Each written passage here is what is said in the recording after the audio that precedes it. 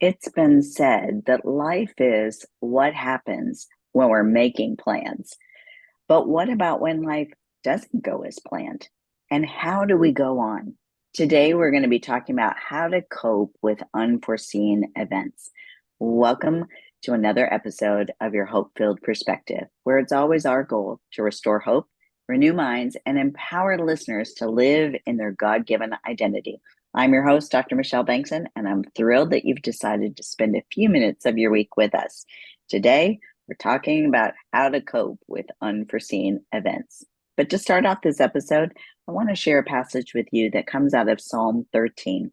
It says, "How long, O Lord, will you forget me forever? How long will you hide your face from me? How long must I wrestle in my soul with sorrow in my heart each day?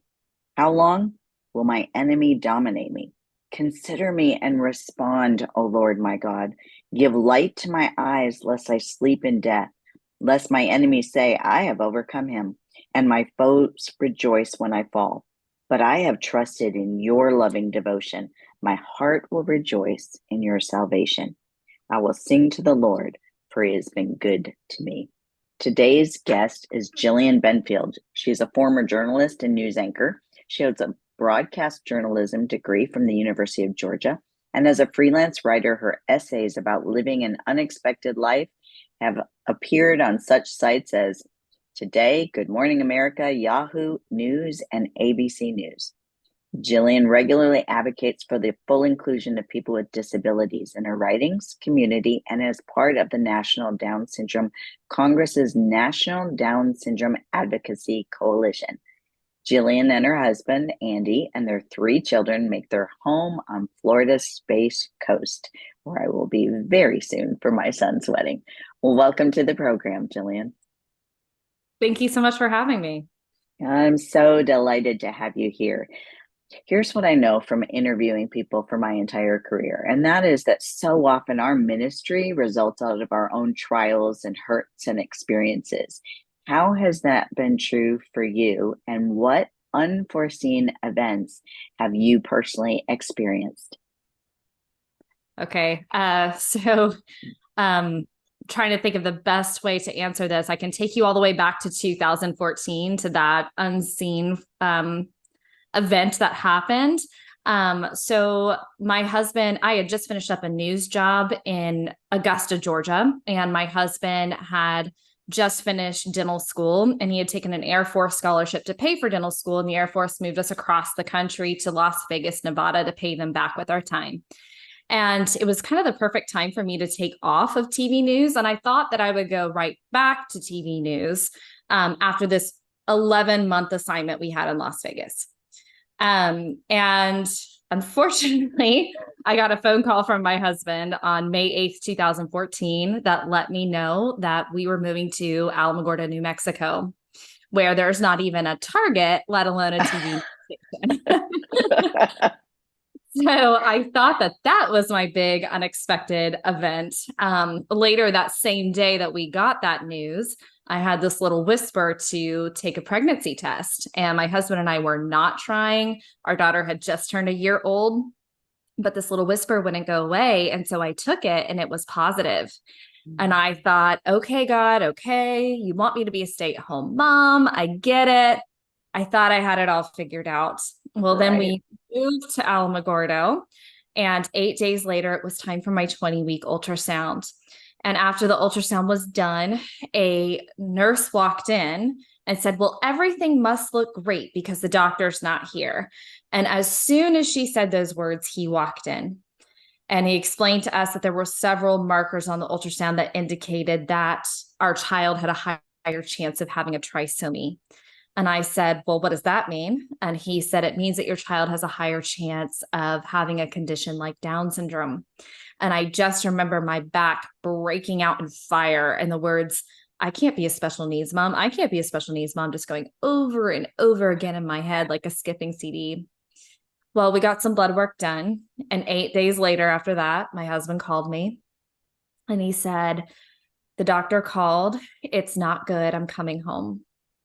And I just remember my heavy 22-week pregnant body just falling to the kitchen And the words, oh no, oh no, oh no, this doesn't feel real. This doesn't feel real, were just pouring out of my mouth. And finally, my husband walked in, and I could tell he was going to be sick. And I followed him to the bathroom. And after he did get sick, I remember him laying his head on my chest and just his hot tears rolling down my shirt. We had just turned 27 years old, and we were in shock that something like this could happen to us. And we knew that whatever the test came back positive for, it was something life altering, something permanent and possibly deadly, but we had to go in to get the official results. And the doctor walked in and he said, well, it's not good news. Your child has a 99.9% chance of having Down syndrome. And it's normally at times like these, people want to talk about their options. Wow. And I, what options? And he said, option one is you terminate the pregnancy. Option two is you continue your pregnancy with a high risk doctor. He said, but don't worry, don't worry. If you decide not to go through with the termination, you can have the baby here and we can keep him comfortable, but we don't have to do anything drastic to save his life. So in other words, we could have our baby to keep our consciences clean, but we could let him die of natural causes. Oh, my word. So the doctor led us to believe that our child would have a life that was not worth living. And so I ended up grieving as if a death had taken place. Absolutely. But it would take me many weeks and months to realize that I had more in common with the doctor than I wanted to admit. And so that goes back to the first part of your question, is how has my life changed and what I have done, my testimony, my ministry changed since that moment. And basically, it led me to write this book called The Gift of the Unexpected, which is about the unlearning and the learning that can take place, and ultimately the transformation that can take place after we experience life's unexpected moments. Wow. As a mom, trying to put myself in your shoes, I can only imagine the weight and the gravity of multiple experiences, from having the test run, having your husband call, showing up and the nurse saying, oh, it's fine. And then within moments, the doctor coming in saying it's not fine. And then hearing basically what is the doctor's recommendation without even asking you what your thoughts were, what you wanted, giving you time to contemplate. So that's heavy. Now, your son Anderson's diagnosis led to months of grief. Mm-hmm. How do you process your grief? And what would you say to those who feel stuck in the grief of their own unforeseen events? Yeah, so I think for me, I was in such a thick cloud of grief after all of that. Like you said, there was just so much that happened. My life had changed so drastically, so quickly. And I had no choice, maybe for the first time, even in my life, to sit under the weight of it. And I think that I processed it by being very, very honest for maybe the first time in my life. There's a scene in the book where I talk about how when I was a journalist, I didn't know I was doing this, but I kind of put up this invisible barrier between me and the victim I was interviewing for the story. And I thought that they were the victim and I was on the side of somehow being especially protected. And I think we all kind of do that. We all kind of do that to kind of hide from our own fragility. And when the unexpected hits, we realize how fragile we are and how fragile we've always been and how delicate life is. And so I had this bathroom floor moment where I really just wailed, for a lack of a better way to put it, and said all of my most honest thoughts to God. And that was really opened kind of a gateway for a new way of living, to live more vulnerably. And so I would say that that was probably the first step, was to be really honest, to live more vulnerably. And then the processing the grief after that looked like a lot of good pastoral counsel. It looked like a lot of reading on my part, Mm-hmm. kind of digging into my faith and figuring out what it was that I actually believed, and not just going off of the faith that was handed to me. And yeah, so I think a lot of reflection and a lot of reading and a lot of counsel. Yeah. What are the benefits of asking why in the midst of those unforeseen events? And how do we know when it's time maybe to ask a different question? Yeah. So I asked why a lot during that time. Sure.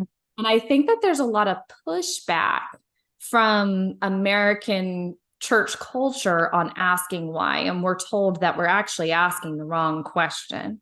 But I don't think it's the wrong question. And the reason I don't think it's the wrong question is I think that it helps us to, when we wrestle with God like that, it's Mhm. actually an intimate process, and it ends up strengthening our faith by figuring out what it is we actually believe, how we actually believe God interacts in the world, and how he interacts in our unexpected circumstances. Now, I say that, and I did wrestle and wrestle and ask that question for a very long time.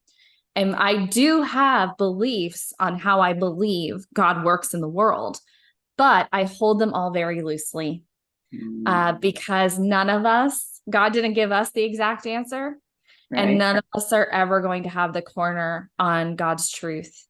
And so I think it's good. Why is good to get a general basis, but to also live your faith out in such a way where it doesn't have to be wrapped in certainty and we can be wrong. And yeah.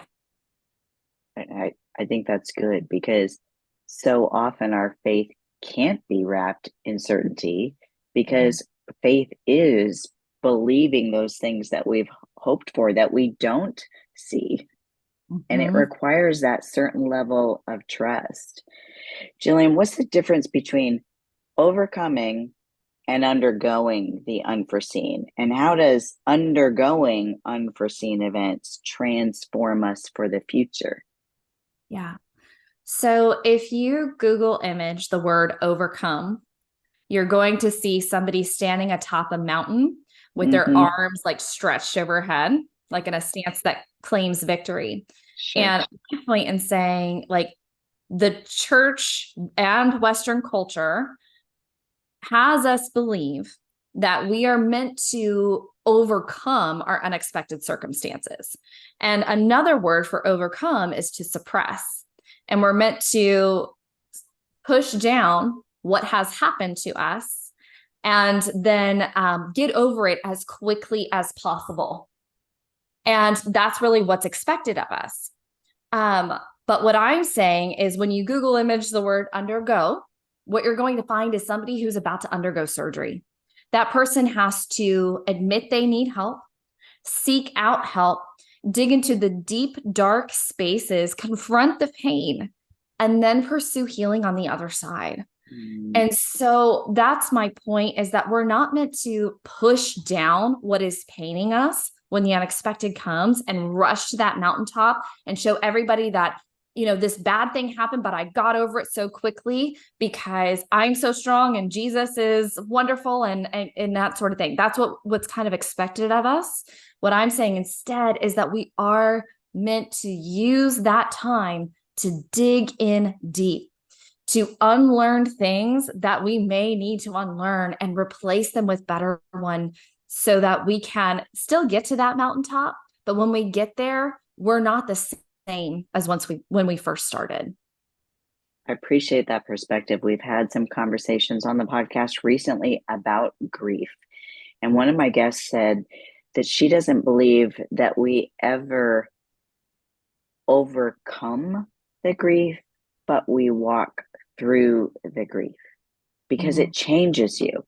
It changes you. So it's not like we ever fully get to that place where we're healed of our grief because we still miss and mourn what was lost, but the pain may not be. as intense. Will you share how, as you underwent truly the unexpected, what were some of the beliefs about your worth, your grief, and maybe even God that you needed to deconstruct in your life? And then what biblical promises did you find in this change? So, what I would say is what I realized my grief was when I said that I had more in common with the doctor than I wanted to admit. Uh-huh. That had to do with he led me to believe my son didn't have a life worth living because he valued what we in Western culture value. We value independence. We value success, material success. We value relationships. Studies have shown that Americans value like marriage or a committed relationship is the biggest piece of that pie. We value education. And so in my ignorance about disability, I thought that if my child couldn't achieve these things that I had achieved, then how could he have a successful life and therefore a worthy life? Mm. Because I had tied those two things together. And so what I had learned was I was always somebody that had been performing for my worth. I thought I had to achieve a certain amount of success in order to be a worthy person. And so I had to unlearn that success and worth are not attached. And also that success in God's eyes is very different than success in the world's eyes. And so my child, maybe he will achieve the things of this world and be a success in the world's eyes. Or maybe he won't. But if he lives a life full of love, if he lives a life of service out of that love, then that's enough. That's success. He is worthy just as he is. It was easier for me to see almost immediately when he was born that he was worthy just as he was. It took a lot longer for me to believe that for myself. And I think when the unexpected hits any of us, even though my story has to do with Down syndrome and disability and that sort of thing, I think that we can kind of question our worth when the unexpected hits, when it's something outside of our control. And I think that's probably common for all of us. Well, does God not love me as much as he loves other people? And so when it comes to what I had to unlearn about God, was I had this very transactional view of God, that if I do good, then I get rewarded. If I do bad, I get punished. And it was something kind of ingrained in me from my childhood schooling. Went to this very fundamentalist school. And I don't even think I realized that was still there until the unexpected hit me. And I think the unexpected has a way of kind of exposing our foundations. Yes. And Yes. then we can kind of break those apart and build a firmer foundation when the unexpected hits. And that's what the unexpected showed me. I think those unforeseen, unexpected events, they come into the landscape of our lives without any expectation. And so we're left then having to fall back on the foundation that we had before. And like you say, unlearn some of the things that are not profitable going forward. And I'm wondering about the listener who's found themselves in an unforeseen event. How can we handle those unforeseen events that maybe it's hard to find a bright side to? Yeah. So what I will say is no matter what, and I have been through other unexpected things outside of this big event that I centered the book around. Our youngest child was born with multiple health issues. It required fetal intervention surgery. I lived at a Ronald McDonald House for a month away from my family. He had a brutal first 2 years of life, medically speaking. I don't classify any of that as good. And there wasn't a bright side in that instance in those circumstances. But what I will say is that the unexpected does present us the opportunity to become more connected to not shiny Jesus, who's ascending from a hill, who our culture likes to focus on, but Jesus who suffered as one of us and with us and for us. I also think that when we get connected with that Jesus, and we can get connected with that God who lives inside of us, that there's no way we can leave those circumstances unchanged if we're really willing to go all the way through them. And so Father Richard Rohr says that there's two great paths to transformation. One is great love and one is great suffering. And I know that to be true. I've experienced that through both of my children. And so if you're thinking there's nothing good that can come out of this, I do think that we can get more in touch with the God who suffers with us. And when we get more in touch with the God who suffers with us, that we become more like him. What did that process look like for you? Either going for the unforeseen of finding out about Anderson's diagnosis and then giving birth, and then all the things that as a neuropsychologist, I'm pretty sure you had to go through after that, or with your next child who also had a medically complicated early first years. What did that process look like as you became more in tune with not shiny Jesus, but the Jesus who suffered for us and on our behalf? I think that what it looked like for me might not be what it looks like for everyone. With my personality type and kind of a go-getter and high energy and that sort of thing, I enrolled in seminary for a while. I was clinging onto fighting for faith. And that just getting a good understanding of how I believed God was working in my unexpected circumstances and how he was not working in my unexpected circumstances, if that makes sense. Sure. That helped me to stay rooted in my faith and helped me to become more empathetic than I was before too, including with myself. And I was able to, like I said, I'm a very high energy person. I just reflected more than I ever had. I'd studied more. I did things that were unseen to those around me when I had lived a life very much in the eyes to be seen, if that makes sense. Yes. That there was a lot of inner work that was happening during both of those times, especially when the unexpected hit again. Mm-hmm.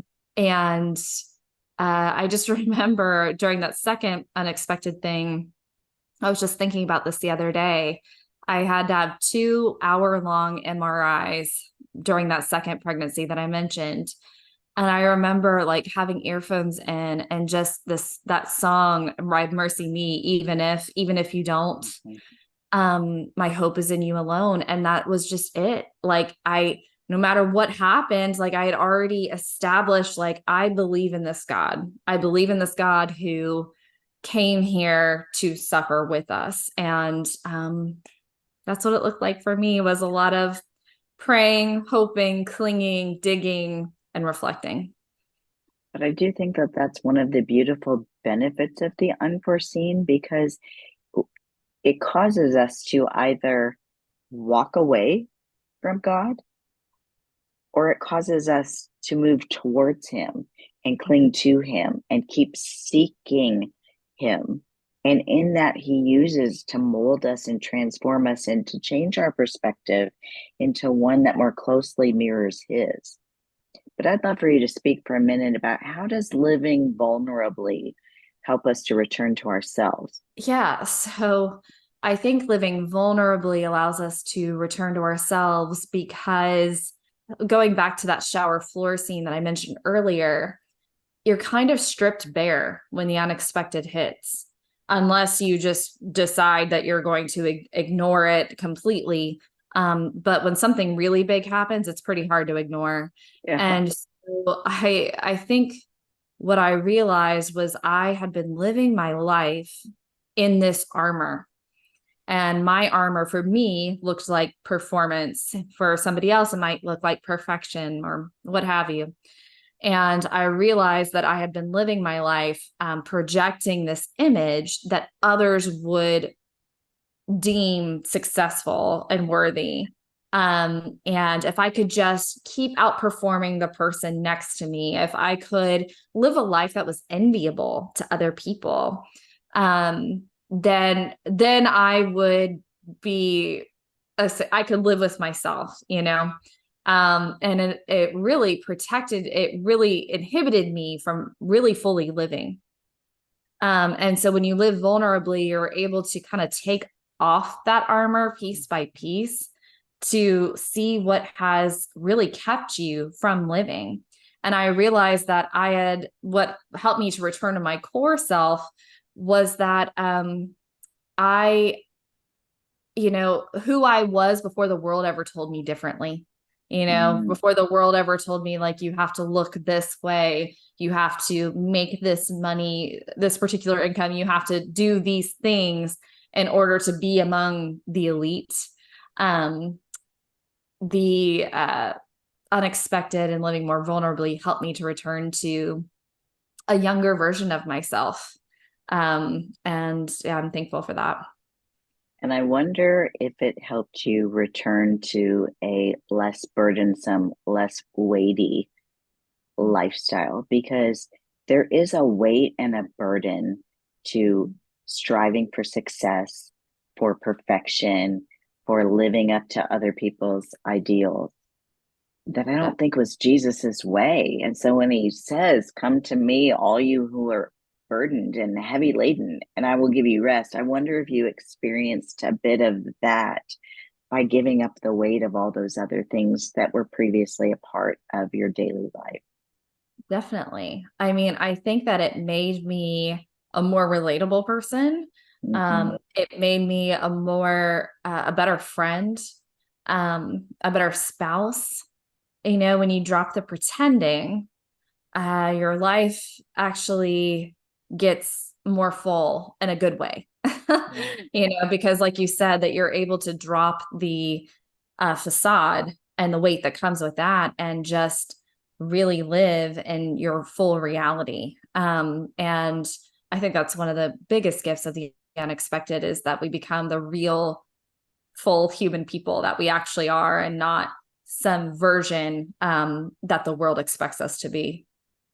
But part of that too, then, is being vulnerable and transparent and allowing others to see our pain. I don't know anybody who can relate to an image of perfection. That makes everybody else feel like they're not enough. Or Yes. so, how does connecting to our own pain help us then better connect to the pain of the world?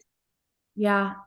Um, I think so. One of the chapters in the book, I talk about how the unexpected can help us become exceptionally equipped to help others who have suffered similarly to how we once suffered or how we continue to suffer.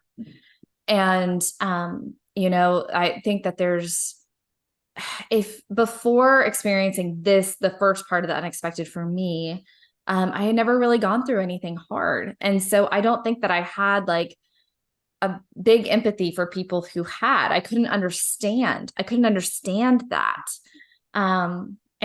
But once the unexpected hit and you realize how all encompassing it is, your empathy starts to grow. And then once you start to grow with that, then you become equipped to help others, especially those who have suffered so similarly to how you have suffered. And that is really a gift when you get to that point where you are able to walk alongside somebody in their unexpected moment. That is just, that's God putting pain to purpose. Yes, yes. And it's a really beautiful thing to experience. That's a beautiful example of how God not only doesn't waste our pain, but he uses it. And that is a reflection of what I tend to think of as God giving us beauty for our ashes. when we're able to step in with someone else from a place of knowing, from a place of understanding, and from a place of me too. Mm-hmm. Mm-hmm. Jillian, some people who experience the unforeseen, they really long to return to their old lives. How would you encourage these listeners? Yeah. So I would say that you may never get your old life back. And most of the time we don't after the unexpected. Things are never quite the same. When we were living in New Mexico, there were these beautiful white sands down the road from our house, White Sands National Monument. And if you just look at the sands, you see this beautiful picture. It's a beautiful scenery. But what you don't know is that the sands are actually the product of death and resurrection. So there was a big lake that covered that area, and the lake dried up and left behind gypsum deposits. And then the forces of nature broke down those gypsum deposits. And now we have the scene we have today, which is these white sands.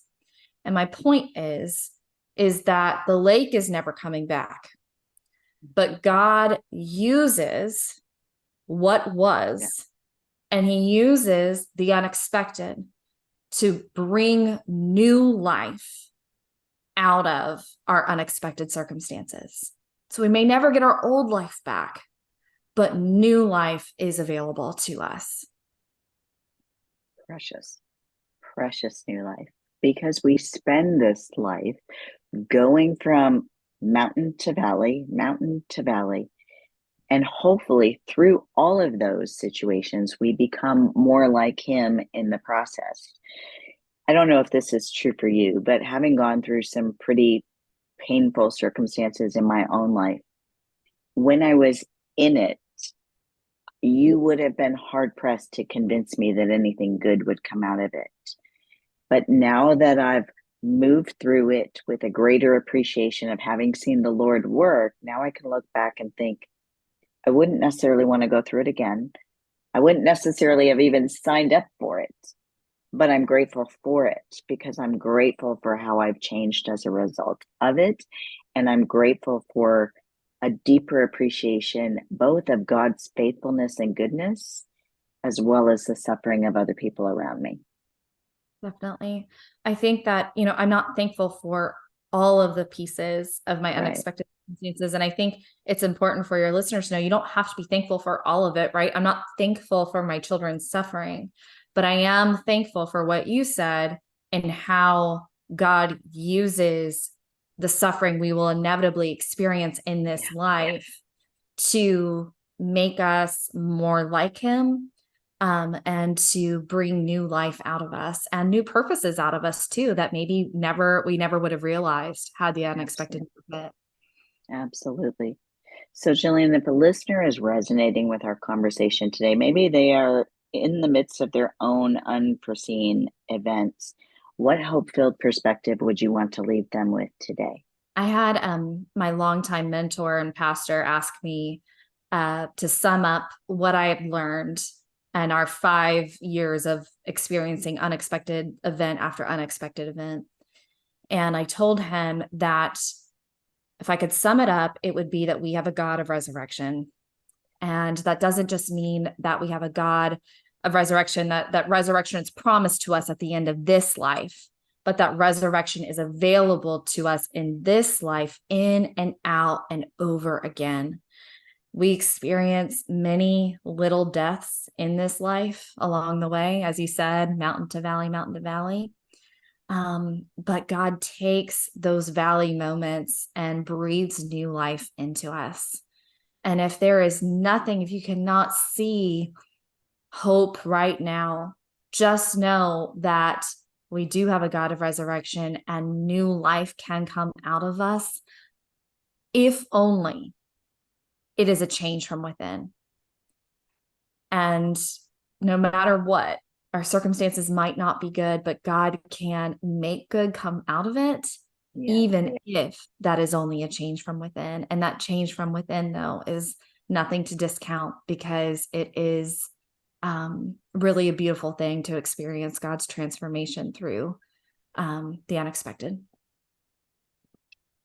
And I think that's one of the most amazing things about our God, is that he is a God of resurrection. He is a God of redemption. So listeners, if you find yourself in an unforeseen event right now and you can't see any good come out of it, don't give up, because this is just a chapter and God is not done writing your story.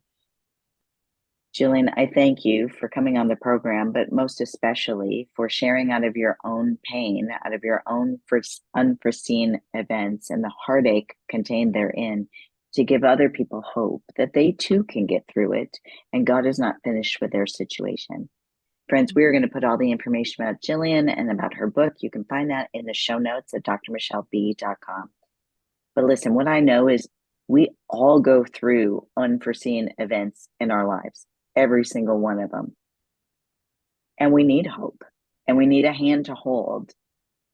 And so if you were encouraged by anything in today's episode, or if you know a friend who is currently sitting in an unforeseen event, would you consider sharing this episode with them to encourage their heart to hold on, to learn from Jillian's experience, and to know that God is not done. He still has redemption on the other side of this pain. And while you're at it, would you consider subscribing to the podcast so you don't miss a single episode of your hope-filled perspective? Friends, it's been my delight to be with you again this week. Until we meet again next week, and may you have a hope-filled week.